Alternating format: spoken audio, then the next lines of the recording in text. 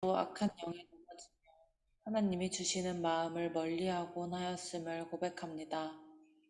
저희는 연약하고 부족하여 항상 시험에 들고 넘어지며 계획대로 살아가지 못합니다. 성령 하나님, 우리의 생각을 주관하여 주시옵소서. 오직 주님만을 의지하고 바라보며 성령님께서 이끄시는 대로 맡기고 살아갈 수 있도록 인도하여 주시기를 원합니다. 우리의 가장 약한 부분을 파고드는 사탄으로부터 지켜주시옵소서. 매 순간마다 우리의 마음이 상하지 않도록 지켜주시고 숨쉴 때마다 감사할 수 있는 마음을 허락하여 주시옵소서. 폭우로 고통받고 있는 이들을 위해 기도하기를 원하오니 주님께서 긍휼을 베푸시어 회복의 은혜가 있게 하옵소서. 교회를 위해 기도합니다. 담임 목사님과 전도사님들에게 크신 은혜 내려주시고 사역을 감당하는 데 어려움이 없도록 도와주시옵소서. 교회는 한 마음으로 목사님을 따라갈 수 있도록 인도하여 주시옵소서. 이 시간 말씀 전하실 목사님에게 성령 충만하게 하셔서 선포되는 말씀이 살아서 모든 성도의 마음에 채워지는 역사가 있게 하옵소서. 예배를 돕는 모든 손길들의 수고를 기억하여 주시고 축복하여 주시기를 원하오며 사랑이 많으신 예수님의 이름으로 기도드립니다. 아멘. 우리 기도를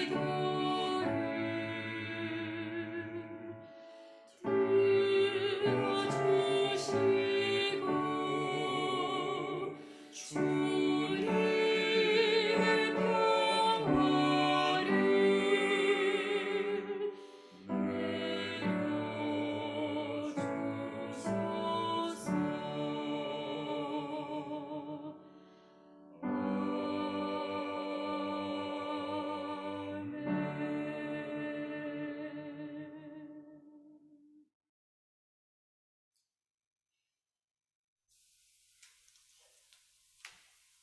오늘의 일독서는 사무엘하 7장 1절에서 14절입니다. 모두 주님의 말씀을 들으십시오. 주님께서 사방에 있는 모든 원수에게서 다윗 왕을 안전하게 지켜주셨으므로 왕은 이제 자기의 왕궁에서 살게 되었다. 하루는 왕이 예언자 나단에게 말하였다. 나는 백향목 왕궁에 사는데 하나님의 궤는 아직도 휘장 안에 있습니다. 나단이 왕에게 말하였다. 주님께서 임금님과 함께 계시니 가셔서 무슨 일이든지 계획하신 대로 하십시오. 그러나 바로 그날 밤에 주님께서 나단에게 말씀하셨다. 너는 내 종 다윗에게 가서 전하여라. 나 주가 말한다. 내가 살 집을 내가 지으려고 하느냐? 그러나 나는 이스라엘 자손을 이집트에서 데리고 올라온 날로부터 오늘에 이르기까지 어떤 집에서도 살지 않고 오직 장막이나 성막에 있으면서 옮겨 다니며 지냈다. 내가 이스라엘 온 자손과 함께 옮겨 다닌 모든 곳에서 내가 나의 백성 이스라엘을 돌보라고 명한 이스라엘 그 어느 지파에게라도 나에게 백향목집을 지어주지 않은 것을 두고 말한 적이 있느냐? 그러므로 이제 너는 나의 종 다윗에게 전하여라. 나 만군의 주가 말한다. 양떼를 따라다니던 너를 목장에서 데려다가 내 백성 이스라엘의 통치자로 삼은 것은 바로 나다. 나는 내가 어디로 가든지 언제나 너와 함께 있어서 내 모든 원수를 내 앞에서 물리쳐 주었다. 나는 이제 내 이름을 세상에서 위대한 사람들의 이름과 같이 빛나게 해주겠다.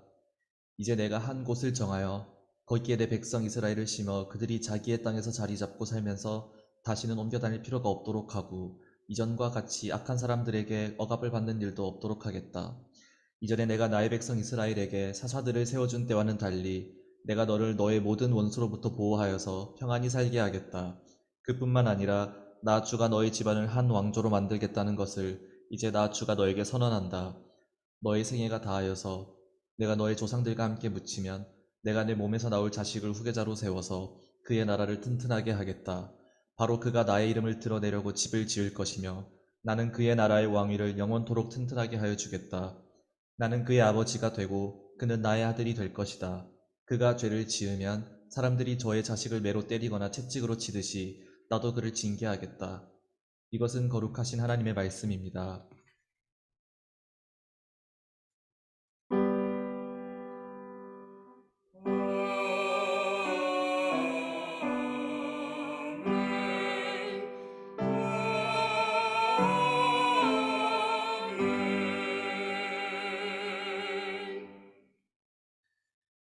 함께 성시교독하실 텐데 제가 입술로 고백할 테니 마음으로 함께 해주십시오.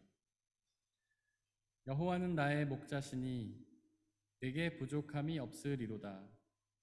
그가 나를 푸른 풀밭에 누이시며 쉴만한 물가로 인도하시는도다.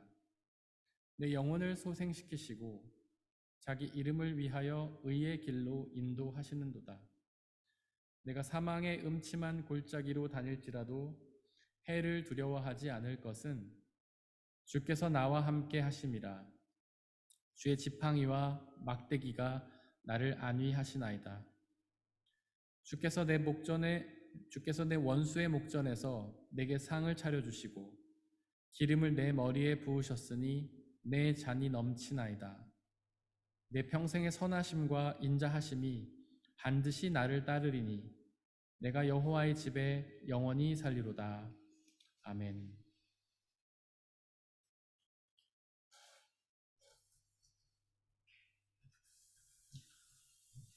오늘의 이 독서는 에베소서 2장 11절에서 22절입니다. 모두 주님의 말씀을 들으십시오. 그러므로 여러분은 지난날의 육신으로는 이방 사람이었다는 사실을 명심하십시오. 손으로 육체에 행한 할례를 받은 사람이라고 뽐내는 이른바 할례자들에게 여러분은 무할례자들이라고 불리며 따돌림을 당했습니다. 그때 여러분은 그리스도와 상관이 없었고 이스라엘 공동체에서 제외되어서 약속의 언약과 무관한 외인으로서 세상에서 아무 소망이 없이 하나님도 없이 살았습니다. 여러분이 전에는 하나님에게서 멀리 떨어져 있었는데 이제는 그리스도 예수 안에서 그분의 피로 하나님께 가까워졌습니다. 그리스도는 우리의 평화이십니다. 그리스도께서는 유대 사람과 이방 사람이 양쪽으로 갈라져 있는 것을 하나로 만드신 분이십니다. 그분은 유대 사람과 이방 사람 사이를 가르는 담을 자기 몸으로 허무셔서 원수된 것을 없애시고 여러 가지 조문으로 된 계명의 율법을 폐하셨습니다. 그분은 이 둘을 자기 안에서 하나의 새 사람으로 만들어서 평화를 이루시고 원수된 것을 십자가로 소멸하시고 이 둘을 한 몸으로 만드셔서 하나님과 화해시키셨습니다. 그분은 오셔서 멀리 떨어져 있는 여러분에게 평화를 전하셨으며 가까이 있는 사람들에게도 평화를 전하셨습니다. 이방 사람과 유대 사람 양쪽 모두 그리스도를 통하여 한 성령 안에서 아버지께 나아가게 되었습니다. 그러므로 이제부터 여러분은 외국 사람이나 나그네가 아니요 성도들과 함께 시민이며 하나님의 가족입니다. 여러분은 사도들과 예언자들이 놓은 기초 위에 세워진 건물이며 그리스도 예수가 그 모퉁이 돌이 되십니다. 그리스도 안에서 건물 전체가 서로 연결되어서 주님 안에서 자라서 성전이 됩니다. 그리스도 안에서 여러분도 함께 세워져서 하나님이 성령으로 거하실 처소가 됩니다. 이것은 거룩하신 하나님의 말씀입니다. 오늘의 삶 독서는 마가복음 6장 30절에서 34절, 53절에서 56절입니다. 모두 주님의 말씀을 들으십시오. 사도들이 예수께로 몰려와서 자기들이 한 일과 가르친 일을 다 그에게 보고하였다. 그때 예수께서 그들에게 말씀하셨다. 너희는 따로 외딴 곳으로 와서 좀 쉬어라. 거기에는 오고 가는 사람이 하도 많아서 음식을 먹을 겨를조차 없었기 때문이다. 그래서 그들은 배를 타고 따로 외딴 곳으로 떠나갔다. 그런데 많은 사람이 이것을 보고 그들인 줄 알고 여러 마을에서 발걸음을 재촉하여 그곳으로 함께 달려가서 그들보다 먼저 그곳에 이르렀다. 예수께서 배에서 내려서 큰 무리를 보시고 그들이 마치 목자 없는 양과 같으므로 그들을 불쌍히 여기셨다. 그래서 그들에게 여러 가지로 가르치기 시작하셨다. 그들은 바다를 건너가서 게네사렛 땅에 이르러 닻을 내렸다. 그들이 배에서 내리니 사람들이 곧 예수를 알아보고 그 온 지방을 뛰어다니면서 예수가 어디에 계시든지 병자들을 침상에 눕혀서 그곳으로 데리고 오기 시작하였다. 예수께서 마을이든 도시이든 농촌이든 어디에 들어가시든지 사람들이 병자들을 장터거리에 데려다 놓고 예수께 그 옷술만에라도 손을 대게 해달라고 간청하였다. 그리고 손을 댄 사람은 모두 병이 나았다. 이것은 거룩하신 하나님의 말씀입니다.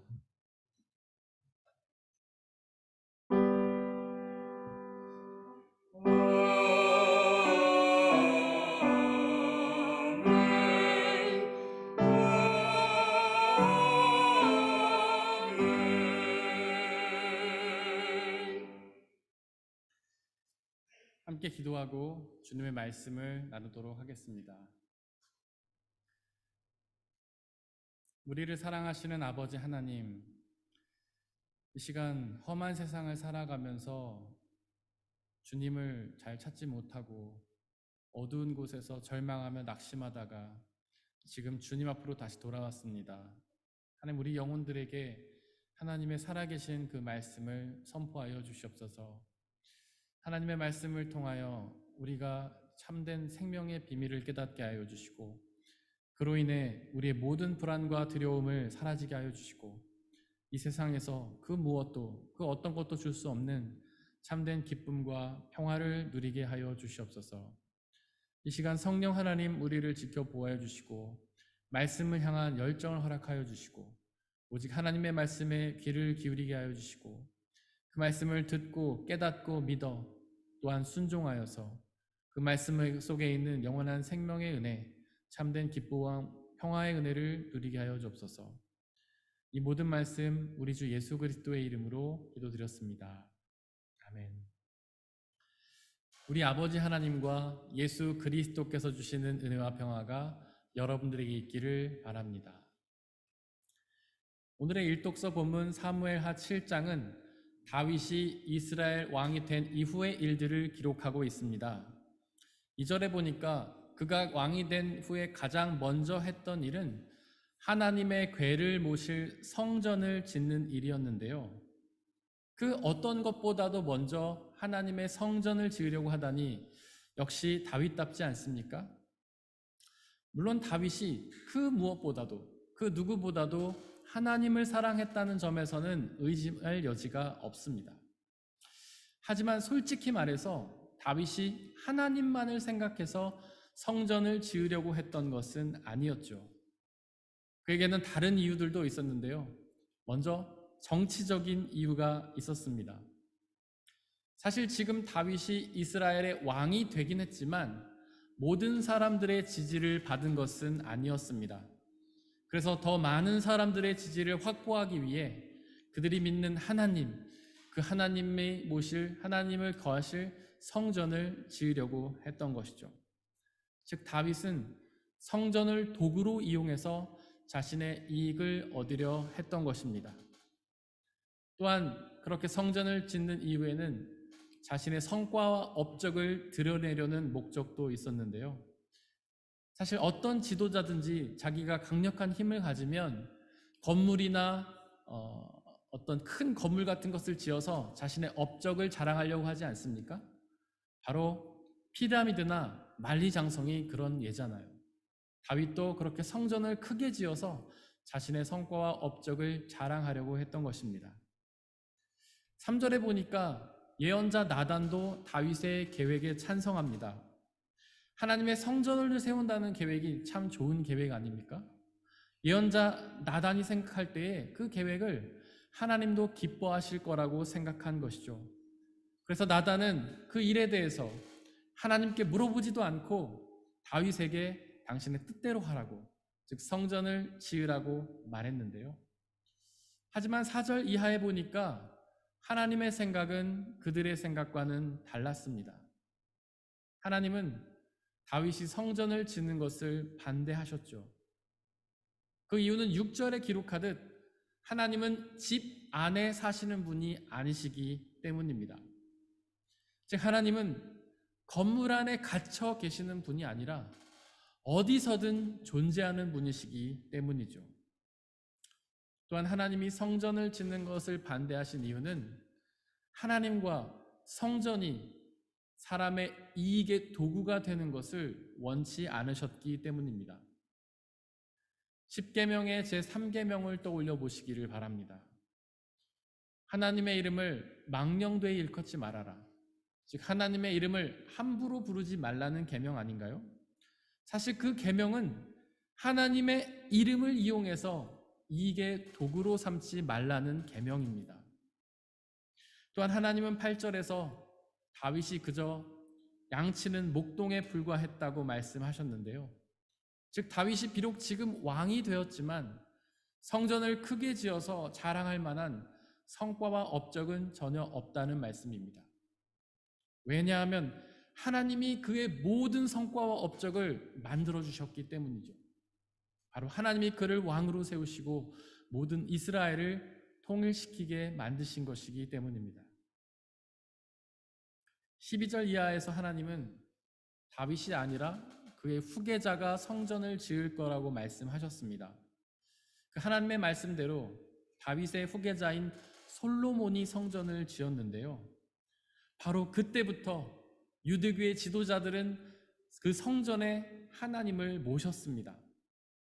앞서 말씀드린 것처럼 물론 하나님이 성전에 머무시는 분은 아니었지만 바로 유대교의 지도자들이 그렇게 하나님을 성전에 가두었던 것이죠. 즉 그들은 오직 그 성전에 가야만이 하나님을 만날 수 있다고 거짓말을 했던 것입니다. 바로 그 성전을 운영하는 자신들이 정치와 종교의 중심이 되려던 그런 거짓말이었죠. 그때부터 모든 이스라엘은 하나님을 만나기 위해서는 성전을 방문해야 했습니다. 아무리 먼 사람도 유대인의 절기가 되면 그 성전을 방문해야 했죠. 하지만 그 성전에 들어가기 위해서는 성전세라는 입장료를 내야만 했는데요. 바로 그 성전세를 통해 유대교의 지도자들은 막대한 이익을 취했습니다. 또한 그 성전에서는 희생 제사를 드리지 않았습니까?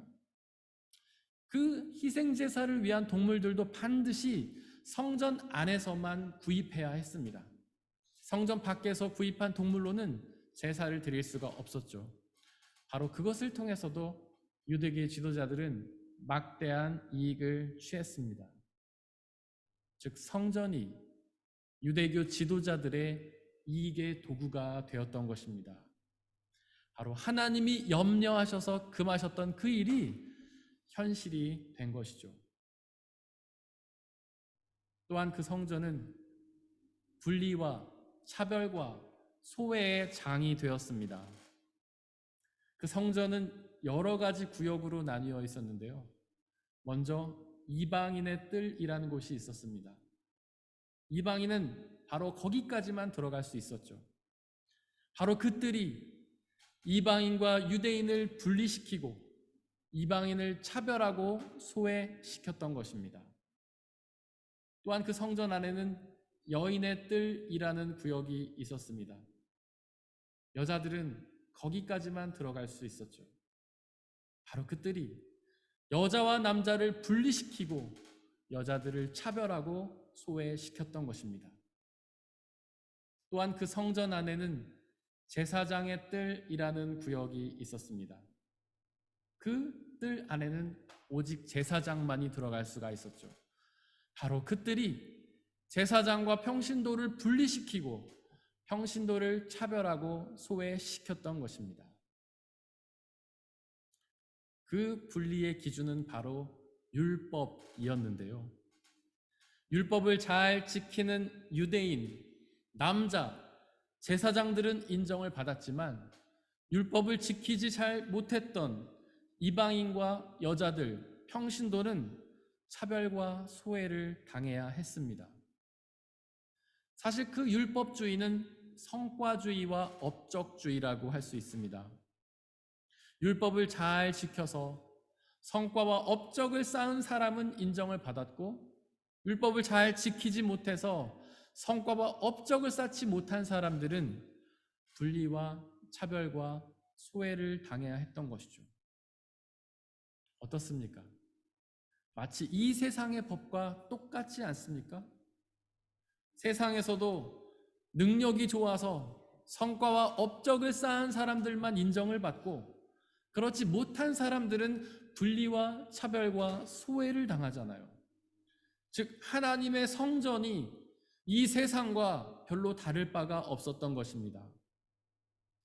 이런 분리와 차별과 소외는 결국 싸움과 전쟁으로 이어집니다.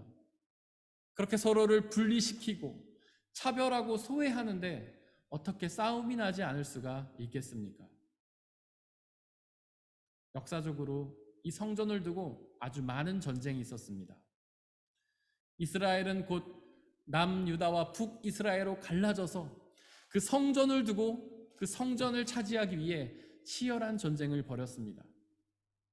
또한 십자군 전쟁 다 아시죠? 기독교와 이슬람이 그 성전을 두고 그 성전을 차지하기 위해 치열한 전쟁을 벌였습니다. 그리고 그 전쟁은 계속되었죠. 저는 몇 년 전에 그 예루살렘 성전에 직접 가봤는데요. 그 성전 안에는 지금도 여전히 분리와 차별과 소외가 존재했습니다. 그 성전 안에는 여러 가지 구역으로 나눠져 있었는데요.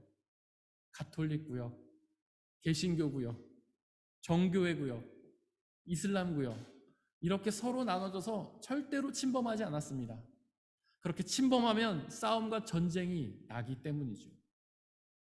바로 이런 이유로 하나님이 성전을 반대하셨던 것입니다.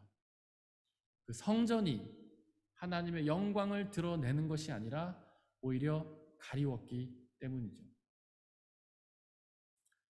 마가복음 11장에 보니까 원래는 갈릴리 지역에서 활동하시던 예수님이 예루살렘 성에 들어가셨습니다. 그 예루살렘 성에 들어가셔서 가장 먼저 하신 일이 바로 그 성전에 찾아가신 일이었죠. 그리고는 그 성전에 모인 사람들에게 이 성전은 만민이 기도하는 집이다 라고 선포하셨습니다. 즉 성전은 하나님이 거하시는 장소가 아니라 사람이 기도하러 가는 곳이라는 의미죠. 즉 하나님은 성전이 아니라 어디에든 계시지만 바로 우리가 그 성전에 가서 기도함으로써 하나님과 만날 수 있다라는 뜻입니다. 또한 예수님은 그 성전에서 동물을 팔던 모든 상인들을 뒤집어 엎으셨는데요. 즉 성전을 통해 이익을 얻으려던 세력들을 물리치셨던 것입니다. 그리고 예수님은 요한복음 2장 19절에서 이 성전을 허물어라 라고 말씀하셨는데요. 바로 그 예루살렘 성전은 무너져야만 한다는 뜻입니다. 성전을 절대화시키지 말라는 뜻이죠. 하나님은 그렇게 성전 안에 거하시는 분이 아니시기 때문입니다. 또한 사람이 그 성전을 이용해서 이익을 구하면 안 되기 때문이죠. 또한 그 성전을 통해 분리와 차별과 소외와 다툼이 생겨서는 안 되기 때문입니다. 누가복음 23장 45절은 예수님이 죽으실 때에 성전의 휘장이 갈라졌다라고 선포하는데요. 즉 예수님이 십자가에서 죽으실 때에 그 성전을 허무셨던 것입니다. 성전의 파괴는 오늘로 이독서 15절에 기록된 것처럼 그 성전의 기본을 이루던 율법의 폐기를 의미합니다.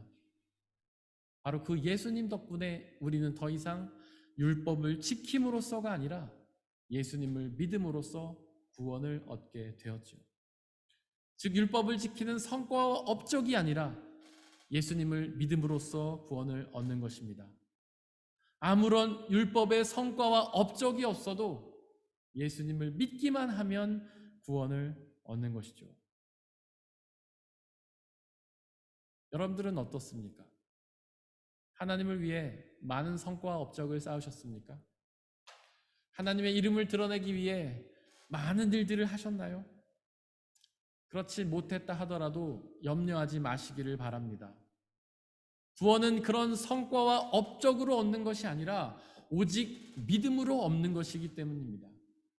우리가 하나님을 위해 아무 일도 하지 않았더라도 아무런 성과와 업적을 쌓지 않았더라도 오직 그분을 믿기만 하면 구원을 얻는 것이죠. 이독서 14절에는 사람 사이를 가르는 담을 예수님이 자기 몸으로 허무셔서 원수된 것을 없애셨다라고 선포하는데요.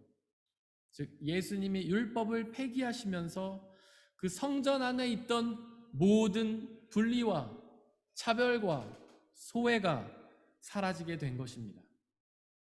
예수님이 십자가에 죽으시면서 이제는 더 이상 이방인의 뜰도 여인의 뜰도 제사장의 뜰도 존재하지 않게 되었죠. 바로 그 예수님으로 인해 이독서 29절에 기록된 것처럼 모든 사람들이 하나님 안에서 가족이 되어서 함께 성전에 거할 수 있게 되었습니다. 또한 예수님은 요한복음 2장 19절에서 성전을 머물면 내가 사흘 만에 다시 세우겠다라고 말씀하셨는데요. 그렇게 예수님이 십자가에서 죽으심으로 허무셨던 옛 성전이 이제 예수님이 다시 부활하심으로 새로운 성전으로 변화가 된 것입니다. 바로 예수님이 옛 성전을 허무시고 새로운 성전을 지으셨던 것이죠. 20절에 보니까 그 새로운 성전은 사도들과 예언자들이 놓은 기초 위에 세워진 건물이며 그리스도 예수가 그 모퉁이 돌이 되시는데요. 그렇게 성전이 사도들과 예언자들의 기초 위에 세워졌다는 것은 바로 하나님의 말씀 위에 세워졌다는 뜻입니다. 그리고 모퉁이 돌은 건물의 가장 처음에 놓는 돌과 가장 마지막에 놓는 돌을 의미하는데요. 바로 예수님이 새로운 성전의 시작이요 완성이라는 뜻입니다. 또한 22절은 그 성전이 성령이 거하시는 처소라고 선포하는데요. 즉 새로운 성전은 어떤 건물이 아니라 하나님의 말씀과 예수님을 믿는 사람들의 모임으로서 성령이 거하시는 처소인 것입니다. 그렇게 하나님의 말씀과 예수님을 믿는 사람들이 모여서 성령으로 충만한 곳이라면 그곳이 어디든 새로운 성전인 것이죠. 그 새로운 성전을 우리는 교회라고 부릅니다. 교회를 뜻하는 헬라어 에클레시아는 원래 사람들의 모임, 즉 공동체라는 뜻인데요. 즉 교회는 어떤 건물이 아니라 예수님을 믿는 사람들의 공동체인 것입니다. 독일어로도 교회를 키르셴 게마인데 즉 교회 공동체라고 번역하지 않습니까? 즉 교회는 장소가 중요한 게 아니라 공동체가 중요한 것입니다. 예수님을 믿는 사람들이 모인 공동체라면 그곳이 어디든 교회죠. 바로 이 예배당뿐 아니라 우리의 가정과 일터와 학교가 바로 교회입니다. 초대교회는 그 교회의 이상적인 모습을 보여주는데요. 초대교회는 교회를 통해서 어떤 이익을 얻으려 하지 않았고 오히려 교회를 위해 자신의 이익을 나누었습니다. 자신의 소유를 교회에 바쳐서 하나님을 위해 쓰게 했죠. 또한 그 교회 안에는 율법이 없었습니다. 그렇게 그 교회 안에서는 더 이상 성과와 업적이 중요하지 않았죠. 율법을 잘 지키지 못해도 주일 성수나 헌금이나 봉사를 잘 하지 못해도 아무런 상관이 없었습니다. 믿음이 가장 중요했죠. 그렇게 초대교회 안에는 율법이 없었기 때문에 율법으로 인한 분리나 차별, 소외가 없었습니다. 유대인과 이방인이 함께 교회를 이루었고요. 또한 남자와 여자가, 주인과 종이, 부자와 가난한 사람들이 함께 모여 하나의 교회를 이루었습니다. 그리고 그 교회 안에는 목회자와 평신도의 차별도 없었습니다. 베드로전서 2장 9절에 기록된 것처럼 모든 신앙인들이 하나님께 택하든 받은 족속이요 왕과 같은 제사장이요 거룩한 민족이요 하나님의 소유가 된 백성이었습니다. 그리고 이독서 15절에 기록된 것처럼 그 교회 안에 분리와 차별과 소외가 없었기 때문에 그 교회 안에서 모든 사람들이 그리스도의 평화를 누렸던 것이죠. 하지만 안타깝게도 그 교회의 이상적인 모습은 그리 오래가지 못했습니다. 또다시 율법주의가 머리를 내밀었죠. 유대인 그리스도인들은 예수님을 믿어도 율법을 지켜야만 구원을 얻는다고 주장했습니다. 그렇게 율법주의가 다시 등장하면서 성과주의와 업적주의가 시작이 되었는데요. 그렇게 율법을 잘 지켜서 성과와 업적을 쌓은 사람들이 그것을 자랑하기 시작했습니다. 그러면서 율법을 잘 지키지 못해서 성과와 업적이 없는 사람들을 무시하기 시작했죠. 그로 인해 교회 안에는 또다시 분리와 차별과 소외가 존재하게 되었습니다. 그리고 그 분리와 차별과 소외로 인해 갈등과 다툼이 시작이 되었죠. 새로운 성전인 교회가 옛 성전의 모습으로 다시 되돌아간 것입니다. 혹시 오늘날 교회의 모습은 어떻습니까? 예수님이 새로 세우신 새로운 성전의 모습입니까? 아니면 옛 성전의 모습입니까? 사실 옛 성전의 모습으로 되돌아가고 있지 않습니까? 하나님을 다시 성전에 가두고 있잖아요. 교회에 와서 예배를 드려야만 하나님을 만날 수 있다고 이야기하지 않습니까? 교회를 통해서 이익을 보려고 하는 사람들이 있잖아요. 평신도뿐 아니라 목회자들마저도 교회를 키워서 자신의 부와 명예와 권력을 쌓을 생각을 하고 있습니다. 또한 율법주의가 교회 안에 등장하지 않았습니까? 주일 성수나 헌금, 봉사를 많이 해야 한다고 주장하잖아요. 그로 인한 성과와 업적주의가 다시 등장하지 않았습니까? 주일 성수나 헌금이나 봉사를 많이 한 사람들은 교회에서 대접을 받고 그렇지 못한 사람들은 무시를 당하고 있잖아요. 그로 인한 분리와 차별과 소외가 나타나고 있지 않습니까? 교회 안에서 남녀 차별이 존재하잖아요.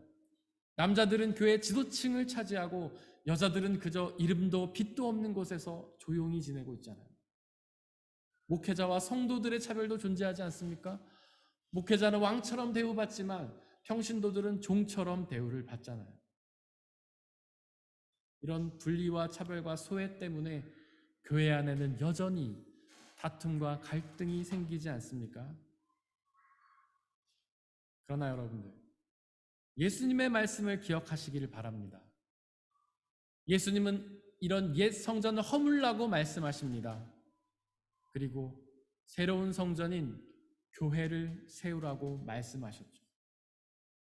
즉 하나님이 도구가 아니라 주인 되시고 나의 이익이 아니라 하나님의 뜻을 위해 존재하며 율법이 아니라 믿음에 집중하고 분리와 차별과 소외가 없이 사랑으로 하나 되는 교회를 세우라고 예수님은 우리에게 말씀하셨습니다.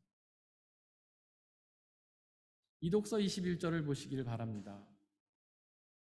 그리스도 안에서 건물 전체가 서로 연결되어서 주님 안에 자라서 성전이 된다고 선포하는데요.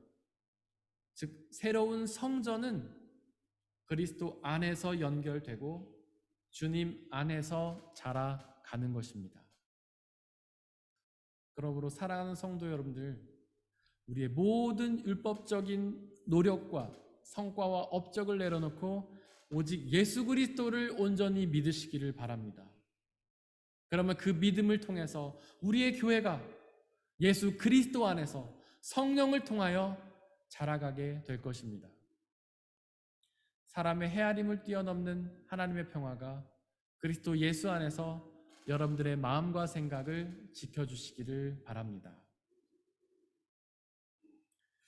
이 시간 함께 오늘 우리에게 선포된 말씀들을 돌이켜보면서 그 말씀들을 붙잡고 마음에 새기며 그 말씀을 순종하며 나가게 해달라고 잠시 묵상 가운데에서 기도하겠습니다.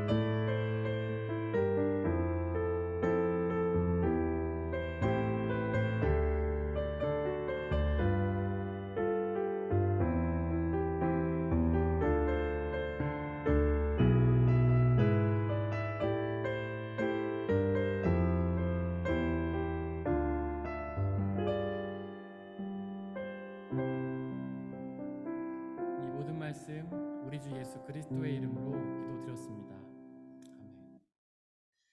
주님이 가르쳐주신 기도로 함께 기도하겠습니다. 제가 기도할 테니 마음으로 함께 해주십시오. 하늘에 계신 우리 아버지, 아버지 이름을 거룩하게 하시며 아버지의 나라가 오게 하시며 아버지의 뜻이 하늘에서와 같이 땅에서도 이루어지게 하소서. 오늘 우리에게 일용할 양식을 주시고 우리가 우리에게 잘못한 사람을 용서하여 준 것 같이 우리 죄를 용서하여 주시고 우리를 시험에 빠지지 않게 하시고 악에서 구하소서. 나라와 권능과 영광이 영원히 아버지의 것입니다. 아멘.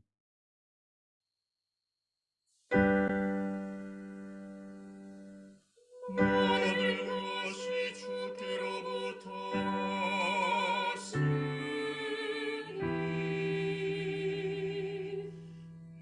예물을 주께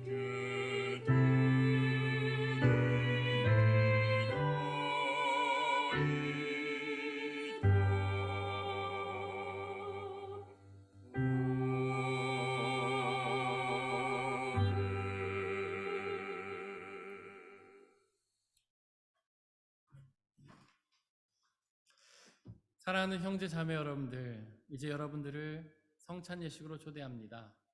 성찬 예식은 하나님 나라 백성들의 기쁨의 잔치입니다.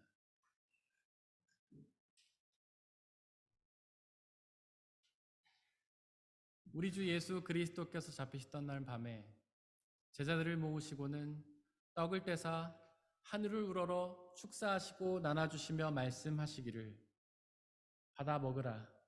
이것은 너희에게 주는 내 몸이니라. 이것을 행하여 나를 기억하라.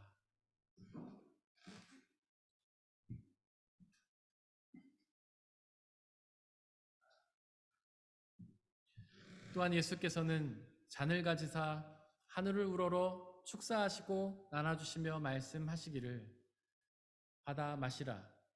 이것은 너희의 죄를 사하기 위하여 흘리는 나의 피 곧 언약의 피니라. 이것을 행하여 나를 기억하라.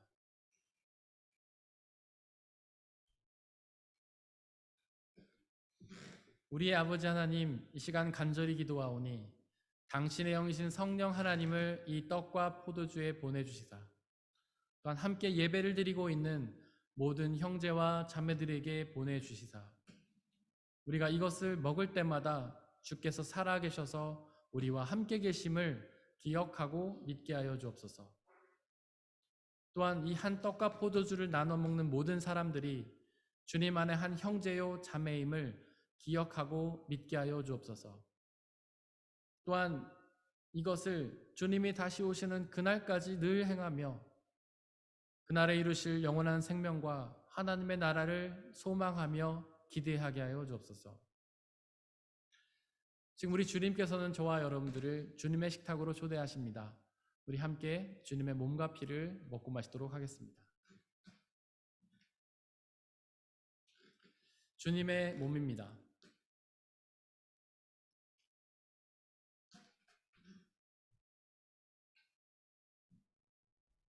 주님의 피입니다.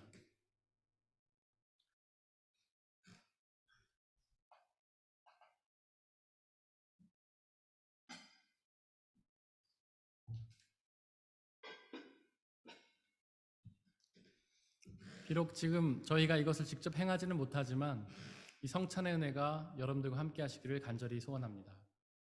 함께 중보의 기도를 드리겠습니다. 먼저 이 세상에 있는 모든 피조물들을 위해 기도해 주시기를 바랍니다. 그 모든 피조물들이 하나님께서 사랑하셔서 손수 지으신 피조물임에도 불구하고 그들이 여전히 복음을 알지 못해 어둠 속에서 고통당하고 있습니다.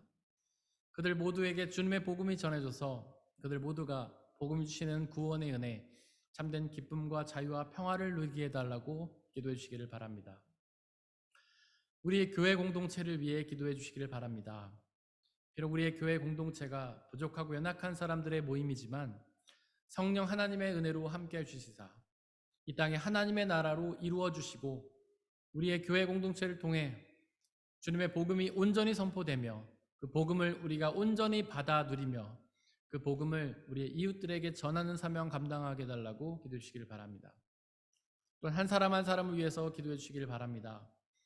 우리 모두가 예수님이 이미 폐하신 옛 성전에 머무는 것이 아니라 예수님이 새롭게 지으신 새로운 성전인 교회에 머물므로 그 교회 안에서 참된 복음의 은혜를 누리며 참된 기쁨과 자유를 누리며 모든 분리와 소외와 차별이 없이 하나님의 사랑으로 함께 되어 오직 주님의 믿음 가운데 집중하는 교회 되게 해달라고 기도해 주시기를 바랍니다. 함께 침묵 가운데에서 기도하겠습니다.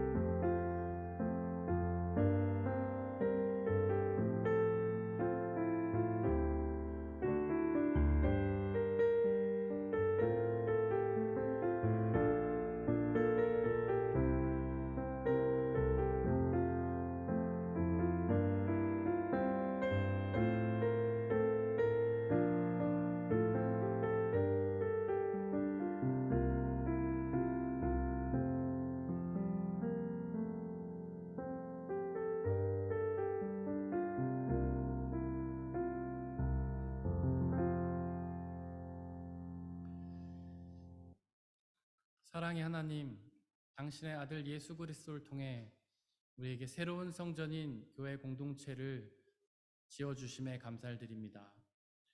하나님께서는 예수 그리스도를 통해 옛 성전을 허무셨음을 고백합니다.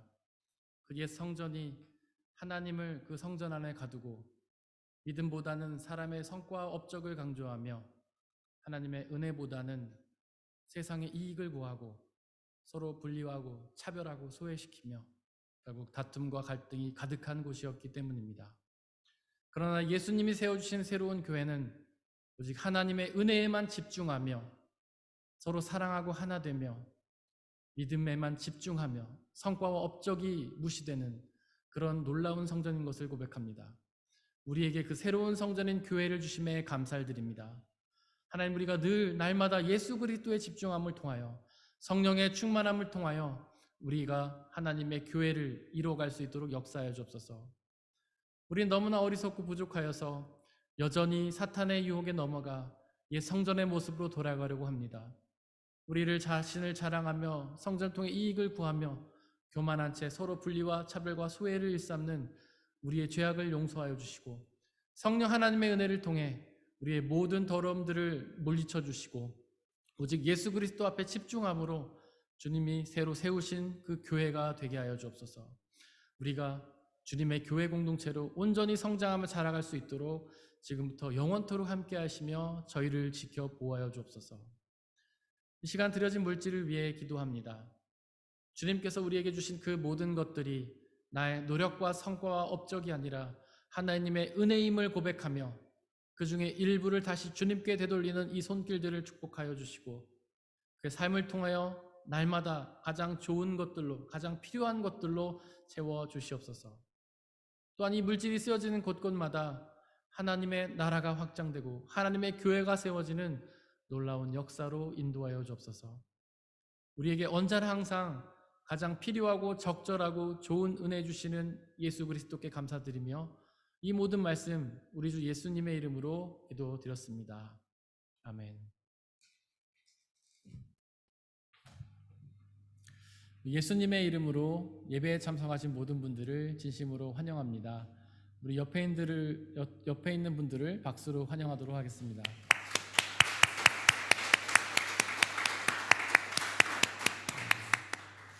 감사합니다. 우리 주보에 있는 말씀 함께 읽겠습니다. 주보 맨 뒷면에 보시면 말씀이 두 개가 있는데요. 위에 있는 말씀, 지난주 한 주 동안 묵상했던 말씀 함께 읽겠습니다. 제가 읽을 테니 여러분들 묵상해 주세요. 그때 의인들은 그들의 아버지의 나라에서 해와 같이 빛날 것이다. 귀 있는 사람은 들어라. 마태복음 13장 43절. 앞으로 한 주 동안 묵상해야 될 말씀 제가 읽겠습니다. 그들은 제자들의 마음을 굳세게 해주고 믿음을 지키라고 권하였다. 그리고 또 이렇게 말하였다. 우리가 하나님 나라에 들어가려면 반드시 많은 환난을 겪어야 합니다. 사도행전 14장 22절 말씀. 아멘. 안내 말씀 드리겠습니다. 돌아오는 수요일에 수요 말씀 나눔이 있습니다. 로마서 강해가 진행 중이고요. 온라인으로 저녁 8시에 있습니다. 말씀만 2기가 계속해서 주일 오전에 진행이 되고 있습니다. 이번 한 주 동안 저희가 중보해야 될 곳은 체코 프라 한마음교회 이원희 목사님, 그리고 성락성결교회 지영은 목사님이십니다. 우리 다 함께 일어나셔서 186절 3절 찬양하시겠습니다.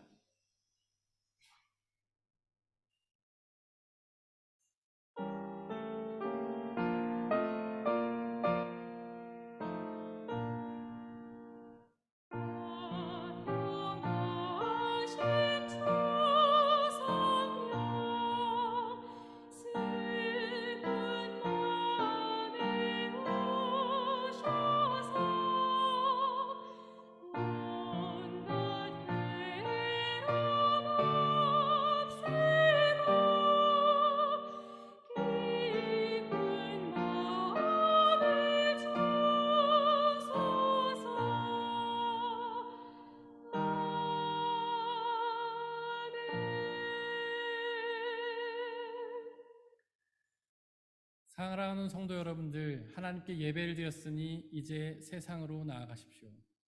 바로 그곳에서 예수님이 십자가의 죽음과 부활로 세우신 새로운 성전, 즉 교회를 이루어 나가시기를 바랍니다. 그 삶이 쉽지는 않겠지만 우리와 항상 함께 하시는 성령님을 의지하고 그분이 주시는 평안함과 자유함에 거하시기를 바랍니다. 지금은 우리 주 예수 그리스도의 은혜와 아버지 하나님의 한이 없인 사랑하심과 성령님의 교제하심, 위로 인도 보호하심이 우리 모든 성도님들 머리머리 위에와 그들이 속한 가정과 학업과 일터와 그들이 만나는 모든 사람들 위에 지금부터 영원토록 함께하여 주옵시기를 간절히 축원하옵나이다. 아멘.